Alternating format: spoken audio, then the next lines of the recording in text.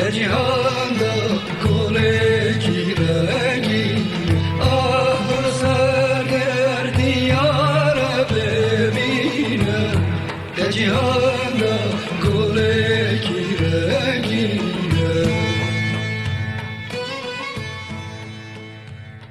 بەناوی خوای بەخشندە و میهرەبان بینەرانی عزیز و خۆشەویست سڵاوی خوای گەورەتان لێبێت منی برایم زیادم پێ خۆشحاڵم جارێکی دیکەش لە بەرنامەی مایکی پێیان بە خزمەتی ئەوەی عزیز و خۆشەویست شادەمەوە. من ئەمڕۆ لە یەکێ لە سەیرانگاکانی شاری هەولێرم ئەویش سەیرانگای هەنارەیە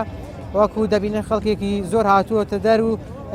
هاتووە بۆ سەیران منیش ئەمڕۆ لەیان دەپرسم و دەسمە لایان بزانم تا چەند دڵیان خۆشە لەم بەهارەی ئەمساڵ لە چاو ساڵانی پێشوو و پێویستە لە سەیراندا چی بکەن و ئەو ئادابانەی پێویستە لە سەیراندا من بۆچوون و سەرنجی هاوڵاتیان وەردەگرم ئێوە لەگەڵمان نابن.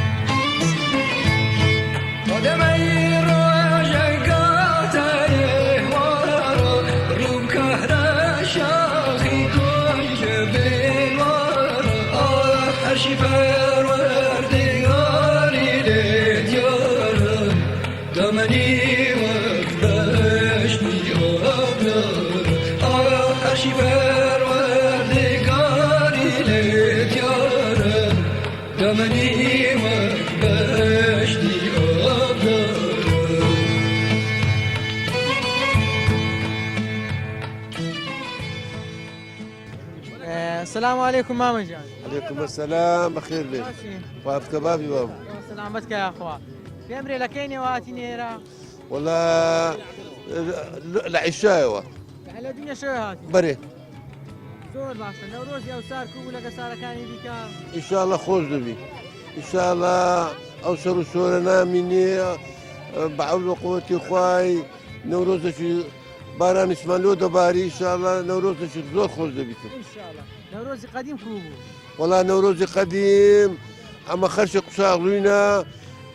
شاغلونا صار شي نوروزي كلها لقشاغلوي دواك اواني دستي ذهبوا دستي ذا نوروزي هبو خاني كان يالي سوتاندر خاني كان يالي سوتاندر عرب اخوان او كاتي رجل بعض واجد بري ممنوع بس لقشاغلوي كرا عري والله ظهر هر ساعة مر زور كمية هبو عيوانك دو عيوانين دداني دو بيوز مرقان نوروز قديمة وهابو ماما جان سلاو ليبي سلاو إذاعة كذا بايام سپاس دەکەم نەورۆزی ئەو ساڵ کۆ لەگە نەورۆزەکانی دیکە بەخوای نەورۆزی پار پێراوت بەدەنی گوتی کۆرۆنا هەبوو وەزعشی ناخۆش بوو بەس ئەو ساڵ لەخوای بە زیاد بینە کۆرۆنا هەیە نا زۆرشی خۆش و یعنی لەخوای بە زیاد بی باش ئەوەکەی ساردەک و خۆتان گەرم دەکەنەوە وڵات تەبانەمە لە دونیەوە هاتینا لە دونێ سار نەبوو زۆر وڵای زی سەرمانە زۆر خۆش زۆر خۆش وڵای هەمە خۆشی بردمانە سەری ئارێ زۆر باشە ئێوە چۆن بێکەوە بڕیارتاندا ئەو شوێنە هەڵبژێرن دەبانەوە هەموو سارێ یانەمە هەموو ئامۆزا و کوڕە خار و کوڕە پلکووە هەموو ئامۆزاین و لەگە برایەکانمە هەموو سارێمە تقریبان 15 مارین هەموو ئەوڕۆ 20 ماجی ئەمە دەچینە دەرێ لەبەرەوە چکار ڕێەکە قەرەبارق دەبێ و دوای ئەمەش عایلەشی زۆرین و هەموو لێکدا دەبڕن و بڕیارماندایە 20 ماجی بڕۆین لەبەرەوەی لە 21 ئەمەش بە ئیسراعیل لێبی سلااو لێوی داعازی سەلام لە توش بای بم بەخێر بێ باشی چت ئامادە کردووە ئەو خواردنە بۆ چەند کەست ئامادە کردووە سار هەموو کەس چەند نەفەر و وەندە نەفەرێ ئەمە چار نەفەر و خماشی و خمالی دێنین هەموو پێکەوەنە لۆ لە یەک منجەر نەبوو ئەو هەم عالەمە کولێک من دەستەرگ لە منزەرەی دەکوری ها هەر کەسەوە دەرێ ئەمن ئەوەی دەخۆمەوە دەرێ ئەوەی دەخۆم دەرێ بریانی دەخۆمەوە دەرێ تەشریبی دەخۆمەوە دەرێ برنجی دەخۆمەوە دەرێ هەرمی کەلو خۆ شتەچی دێ درێت پێ رازی ناوی نا ئەمن لۆ خۆمان بڵێ ئەو خواردنە بە غازی تامی خۆشترایان بەداری ناوڵە بەو دارێ خۆشترە ئادکو پیری پێشانە و مەزەرە عشیوە مادێ ساگردانی ئەو وەچی ئەلعانە ها غازە و کەچە برنج ترشم لێنا ئارێ ترش برنجەکەم لێ لەگە مریشکەچی مەسلعی ئەوە چییە؟ کەرەبا قیش کەرەبا بەکمان دەگر من دارمان ڕاودەنا بڕۆ کەرەبابێ لە کوونە ئەمبارەی بگرە سەرمان دەبڕی بە سۆبەکمان پێ دەکرد سامان دەکرد و لێمان دەناو ئەو تامەی کە لە شیوی قەدیمە بوو ێستا هەر بەعەتی نەگۆشتی بەوەی دەگری لە نەخۆشی بەوانە ئارێوەڵە بەداری باشترە بەداری خۆشترا کورە شیوخ پێشان بە خۆشتر بە زەلەتر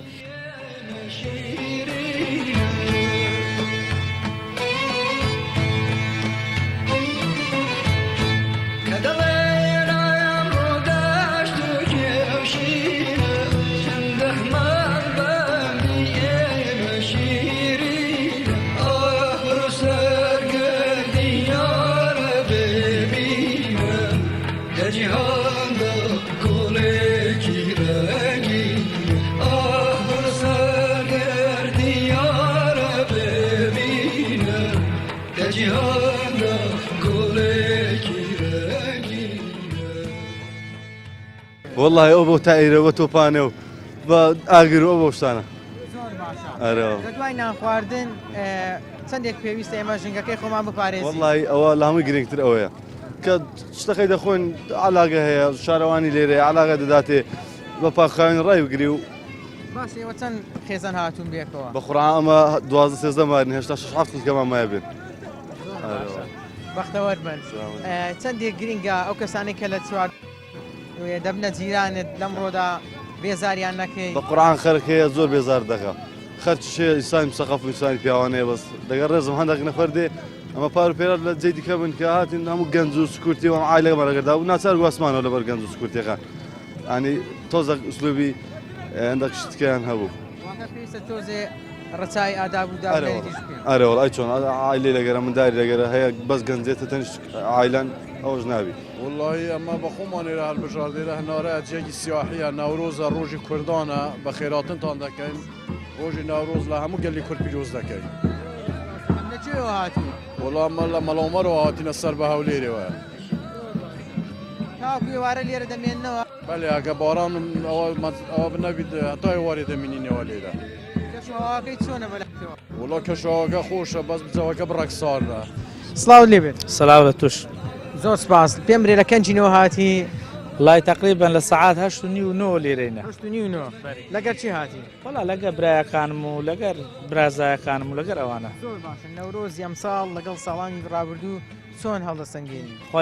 نەورۆزی ئەو سار وەچی پارنیە ئیپار خۆشتر بوو لەو سار ئیپار خۆشتر ئەو سار ئێستا هەز دەکەم بڕێک چۆلە چۆلە ئەو سار ئارێوەڵە وەچی پارنیە بە ڕایتی لەبەر چی چۆلە قورعان نازام لەبەر بەنزینیە لەبەرەوەی ساردا ناو لە ساردا زۆر ساردا ساردارێوەڵە عالەمەکەشتا کەم زۆر نهاتینە زۆر باش لەم جەوە ساردەیە پێم بڵێ چۆن خۆتان گەرم دەکەنەوە بە قورعان ئەوجا هەموو دادەنیشین لەگەر خزم و دۆستان و لە خۆمە دادەنیشی قسە خۆش دەکەنەوە ئەم زۆر باشە بۆ نیوەڕۆستان ئامادە کردووە بە قورعان ئەوجا ئەوی خوا کرد بێ قسمە ئایتمان نانمان هەموو هینایە و سلااوت لێبی سلااو لە تۆش زۆر سپاس ناوت چییە؟ ئەسما خات و ئەسما پێم برێ لەگە چی هاتی ئەوڕۆ لەگەر خێزانی خۆمان زۆر باشە نەورۆز بەلایەت و چۆنە؟ خۆشە ئێشەڕ و ئاژاوانێنێنەوە پاکی ڕابگرن و پیسی نەکەن ینی ئەو خەخەرکی کە لێرەیە دواتر لێرە خیان کاتەوە؟ بەڵێ لەبەر خانی کاتەوە ژینگە جوانەکە پیسمەکە ئافرین دەستەکانت خۆش بیتن هەرتەمان درێژ بێت چی یاریەک دەکەی لێرە؟ وڵات پیاسی دەکەین پیاسی دەکەن باشادی کۆلارەتی نا لەگە خۆت؟ بەڵێ دەزانی کۆلارە شەردەی باش؟ باش ناوت چییە؟ حەزرەت تەمانت چەندە؟ تەمەنێک شەش ساڵی کووە جلی کوردی لەبەر کردیا؟ لە ناڕۆزێ نەورۆزەکە خۆشە؟ تۆ پتی نایە ئەوڕۆ؟ تۆپانێ دەکەی لێرە؟ ئەدی کۆلارە؟ کۆلاری دەفرێ کۆلاری دەفرێنی؟ لەگە چی هاتێت و؟ لەگە بابمدا بکەم لەگە باوداکرد؟ سڵاو لێبی سلااو لە تۆش بێ و بە ڕێزی چاوت مازە زۆر سپاس دەکەم پێم بڵێ وەکو گەنجێک لەم نەورۆزەدا پەیامت چییە؟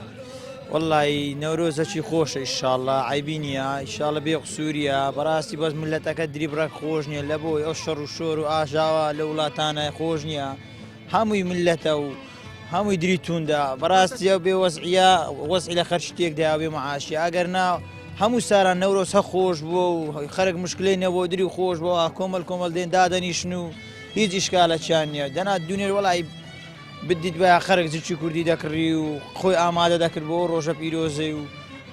بەڕاستی خەرک عیبی نییە وەکو عیب خۆی بە دیار ناخی زۆر باشە کەواتەوە خۆت دەڵێ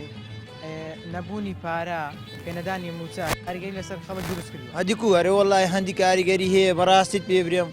ئێستا ئەمن یەک بەخۆم لە باری خۆم ئەمن نەم بووە قەردم کردی هاتیمە لو هاتیمە لە بە مارمدارەکەی دەنا بەنسبەت دەخۆم وەڵای ئەمن ئامادە نەبوومە بێ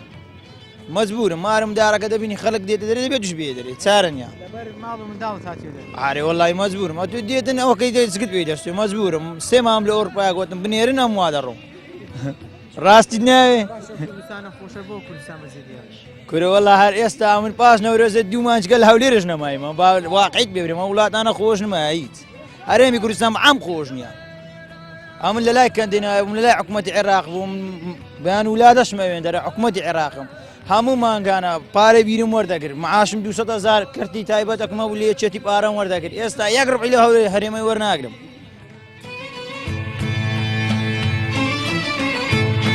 زمزمي بالبالي باراني وده باراني جد وراني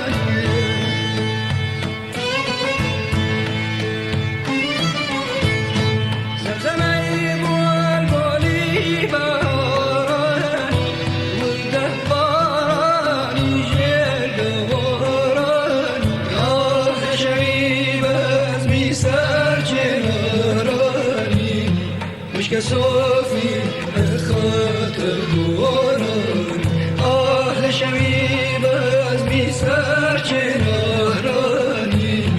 مش كصوفي يا خاطر دوران أهل شبيب أزمي سرچه نهراني مش كصوفي يا خاطر دوران سلاوتان لێبی بەخێر بێ سەر چاوان باشی ماما باز دەبی ساڵە ئەتو کوی باسی الحەمدولله یاخوا بەخێر بێ سەلامەت یاخوا ئەم نەورۆزەت پیرۆز بی ئینشاڵڵا زۆر سپاس دەکەم نەورۆزی ئەو سا لەگەی پێشترێ کووە وەڵڵاهی تازە هاتمێر بکات نازانم باشترە خۆشترە نازانم زارێت شەواکەی کۆ کەشکۆیاکە خۆشە سار نییە نا بانێ وەڵە سار دەبێ سار نییە بە زامە خێمان هەدا ماشەڵڵا لە خوای بەزیاد بی سعیمان نییە زۆر باشە زێبا گەرمە پێشتر نەورۆز لە چێن دەردەکرد وەڵڵی داتنی ئێرە دەچینە شێخ توراب دەچینە شێخ تورابی دەچینە بریفکان بە کاتێ خۆ برێن ئەو جیانەمان دەکرد زۆر باشە نەورۆزی سەردەمی ڕژێمی بەعەز دەگەر ئێستا جیاوازی چییە حەجی نەدەوی بەحەز بکەیت ئاگرمان هەڵ نەدەکرد ناوەڵڵا ناوەڵە داگرت کابراچان کرد ئاگری هەر کرد بردیا سەریان تراسی و لە ناترمێریان ناگونیا جێڕا مەمنوع بوو مەمنوع بوو هادی لا کەلەچە ئەو بەریس ئەو بەرە نا لەگە چی هاتی ئێرە ئەمن ئەلات چەند عایلە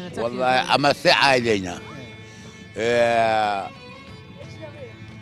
ڕێن هاتێ نەهات زۆر باشە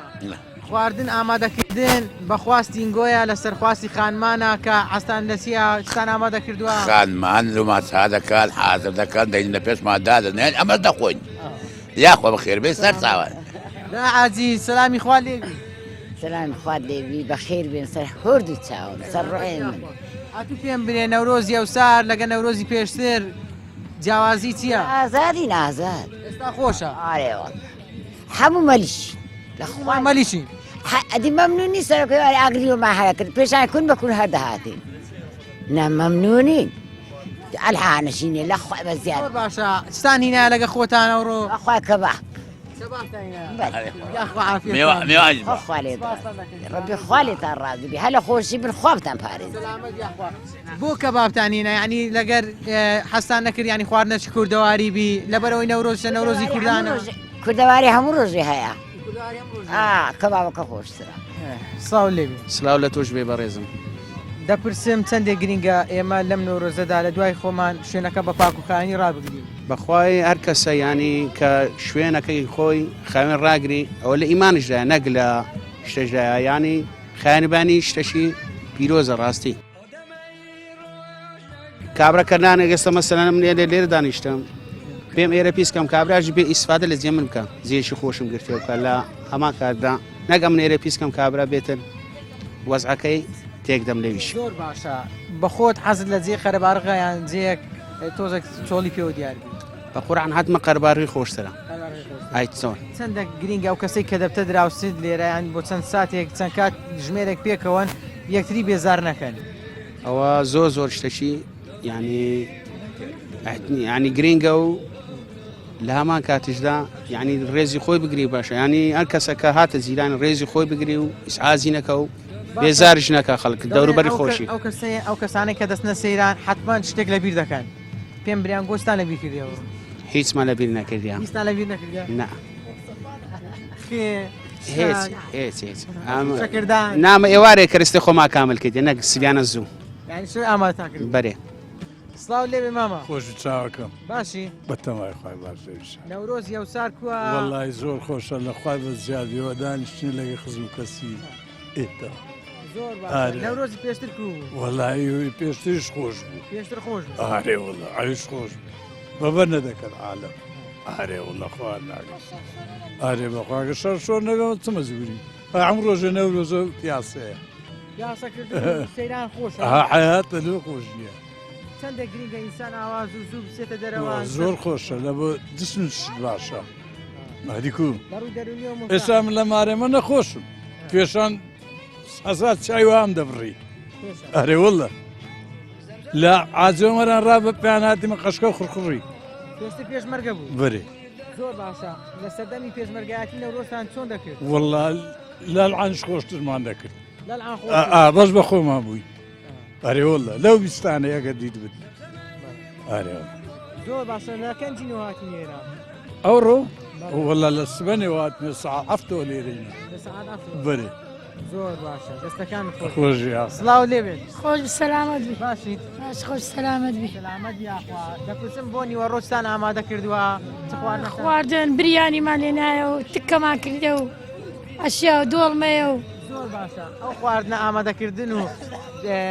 لەسەر خواستی پیاوان بوو کە ئازیان لێیان بە خۆتان ئاستان لە بریانی بوو بەرنامەی هەمووان گوتیان دا ئەوەی لێ نەمش گوتم بەسەر چاوتان چی هەری بژار چێ گوتی بچینێرە بابم ئامۆزاکانشم لە ڕێنامووی دانەی بەس گوتم ناڵە ماچینە نارێ و جارە باشە جاری پێشتر توێندە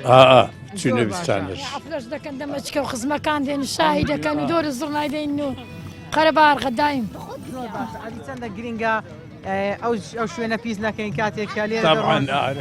هەموو لایلۆن ما پێم ناو لایلۆن دەکەین دەبەستین دادن بە پاک و خاوێنش دەچینەوە لە سبێ عازر بینەوە زۆر زار دەڵێن ئەو کەسانێک کە دێنە سەیران حتمما شتێک لە بیر دەکەن یان شتێکیان لە بیر کردیا پێم بریان گۆستان لە بیر کردیا والله الحەمدولله هەموو شتمان پێ هیچمان لە بیر نەکرێت دوو سارمان پێ بە زیادە و ئەشیانی نەهەیە لە بیر نەکردیا هیچ هەموو داریشمانی لە لەستاندنێ داریشمانی لە زیادی بەس ئەو شەڕ و شوێنە نەمینێ و تۆپ و سار و شتەمانێ لەدا الحەمدولله هیچ عیبمان نییە ئەگە ئەو شەڕە نەمینێ زەوقی خۆشە خۆشە لەخوای بە زیادی معاش بدرێتن ئەمە چمان دەوێت باشە لە چاو چەند سارە پێم برێ ئێرە چۆڵی پێوە دیارە ئارێ وەڵە زۆر چۆڵە لە چاو چەند سارەی ڕۆژ ساردیشە لە بەڕاستی لە سەرمایە عالەمەکە هەوندە نەهات لە چاو چەند سارێ داڵانە سەرمایان نابی بەرێ وەڵە دەبی ئەوە ڕژومە نام دەکەین ئاگری دەکەینەوە لەو خەڵ مندارە وەڵە چ بکەین مندارەکان ڕانەدەوەستاوەک مانگە چی دەکەن مەجبورین بیابینە دەرێ سوێنە گوتم ناتی ساردە مندا گوتێ لە دەی بچی ئەرێ وەڵە چ بکەین مەجبورین سڵاو لێبی ساو لەتە چۆنن لەقامەزاد بێ الحەمدولله لەگە نەورۆزێکونا زەوەچ خۆشە فینکیشە و سەرمات نییە ناوەڵا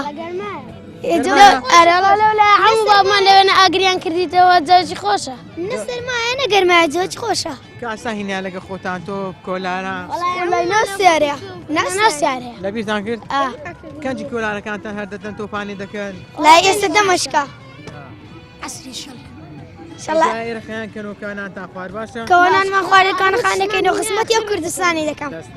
خزمەت لە ئێمە بۆ کوردستان دەستان خۆش سڵاو لێبی سڵالەتوش ناوچیە ئاوێزە ئەو ناوەکی زۆر خۆشە خات و ئاوێزە پێم بڵێ چی ئەو لە جوانەی لۆ کڕی دایکم دایکی لۆی کڕی بەدری خۆتە و جلا نە بەدرری دایکم بەدری تو نیانی باشە پێم بڵێ نەورۆز چۆنە بەلای تو نەوەڕام لە ئەمستەکان پیرۆسترا خۆسە مامە یعنی تو عەزت لێ هەوا بێ دەرێ زوو بەڵێ زۆر باشە ئەدێ و خەڵکێک کە دێت ئێرە نانی دەخوا لە پاش ناخواردن چی بکاتن دەستەکانی دەسێن ئەدی دەبی ئەو شوێنەی کە نانی لێ خوارد خانی بکاتەوە بەڵێ دەبی خان بکاتەوە بەڵێ دەستەکانت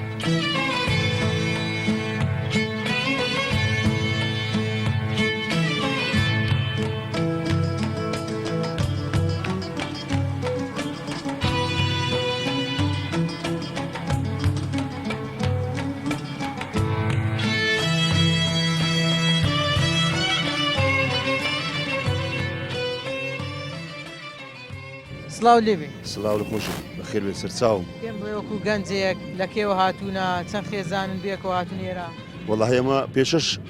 خێزای عایلینە شەوێ کوڕەکەم هاتوو لێرە جێگرتیە و ئەمەش تازە بە و سبەینی هاتینەکنەوان لە شەوە هاتوون شێتان بەڵێ لە شەوێ هاتینە کوڕەکەم و سێ4 برادری لەک خۆی لاینە و ئێستا پێش لێرە دانیشتنیە و زۆر باشە ئەمساڵ لە چاو ساڵانی پێشوو خەڵک زۆر هاتۆتە دەر ناوەڵای وەچ ساری پێشوو نیە ئێستا لەبەرەوەی معاشەکە بڕەکەمە و خەیران و ئەوە هەیە خەرکەکە بۆ نوعینەوە چپار و پێرار و ئەوانە بەس لە خوای بە زیادی باشە یعنی زۆر باشە چی ئێرەی هەڵبژارد وەڵای ئەو کوڕەکەم هەری بژاردی ئێرە بەڵێ زۆر باشە خواردن چیتان ئامادە کردووە وەڵا خواردن عادەتەنەوە چی ئەوەی دۆڵمەیە و بریانیە و دۆرمە بەدریتوە دەرێتیان زۆر عەزیان لە دۆرمە حەسم لە دۆرمەنی هەر ناخۆم ناوەڵام بخۆم زۆر حەسم لە بریانی وەڵا نیوەڕۆ ئێستا نیوەڕۆ بریانی دەخۆمە من بەڵێ زۆر باشە لە دوای نان خواردن چەندێک گرینگە دەوروبەری خۆت بە پاچی ڕابگیری وەڵاهی ئەوە زۆر حساسە ناکرێت و هەر خەوت کرد و بەجێ بێری ئۆبی حەلاقی ڕشت بینە لەگە خۆت بینە و دانێ شارەوانی و بەلەدی ئەوانە دێن دەبن و پاک و خاوێنی بەڕاستی باشە زۆر باشە ئەو خواردنێکە ئامادەی دەکەن بە غازە یاخود بە داری وەڵاهی خواردنەکە ئامادەکردنەکە لە ماری ئەوما کردی بەس لێرە گەرمکردنەوەیە غاز و دارماهینە هەردوو ئەیکە کاتێک چا دەخۆن چایەکە بە کامیانە وەڵاهی بە سەفەریە بەس دەبی پاشە خۆت فڕەن دەدی پاشماوەی خۆت هەخکێوە باشترە زۆر باشە خواردنی ئەو خواردنانەی کە لە دەرەوە دەی خۆن کە شوهەوایەکەی دەگۆڕن حەز دەکەی لە ڕووی دەرونیەوە ئاسوودەتری لە چاو ئەوەی کە لە ماڵەوەی طبعاً ئارێ وەڵا بەتەکەی درت خۆش دەبێتن ئەو چیا و داچ و کەسکای و سەوزایی دەبینی فەرقە چێ لە گەماری لە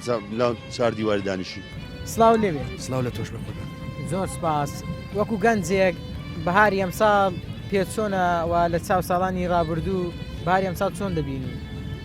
بەهارێکی خۆشە بەڵام لە قەیران و لە ئابووری و ناخۆشە بەهارێکی خۆشە ئیشەڵا باشتر ئەبێ لە ساڵانی ڕابردوو ئەگەر گوزەرانی وڵاتیان خۆشتر وایە یعنی بژەی ژیانیان باشتر بە بەهارەکە خۆشتر دەبوو بەراتەوە تەبعاً خەڵک دڵخۆشە بوو خەڵک زیاتر داهاتە دەرەوە زۆر کەسە حیلە هەیە نایەتە دەرەوە لەبەرەوەی گوزەرانیان باش نییە مەحاج نییە بەزین نییە هیچ شتێک نییە بەڵام ئیشەڵا بەرەو باش ئەڕوا ئەگۆڕێ تەمەنام ئەوەیە هەر چوار پارچەی کوردستان هەموو هەر چار پارچەی کوردستانەوە دڵخۆش بن و سەرکەوتوو بن زۆر باشە ئەمڕۆ دەبینم جلی کوردی لەبەرە ئەم جلە بەردەوام دەیپۆشی یان تەنها لە بۆنەکاندا ناوەڵڵا بەس لە بۆنەکاندا ماشەڵڵا زۆر جوانی جلت دێ بە قوربانم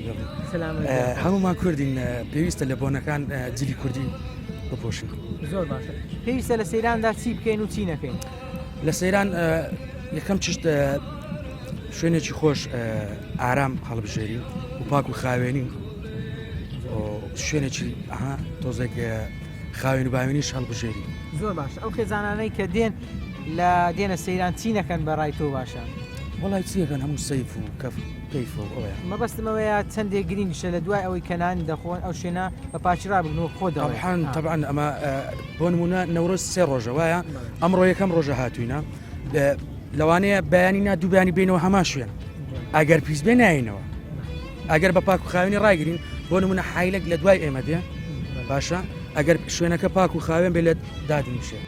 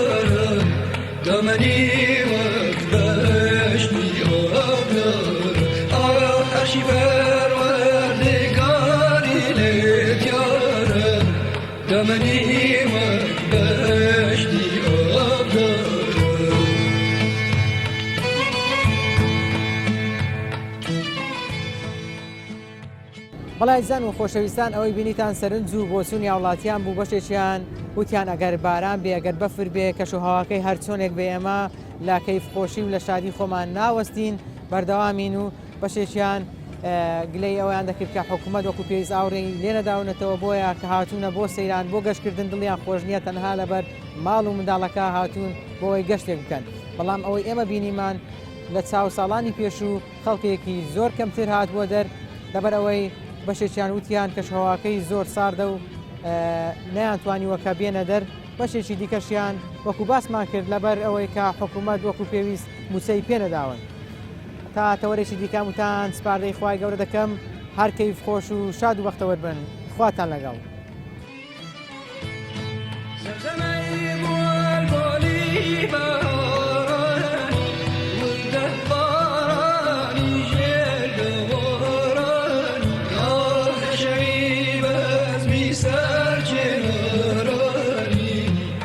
صافي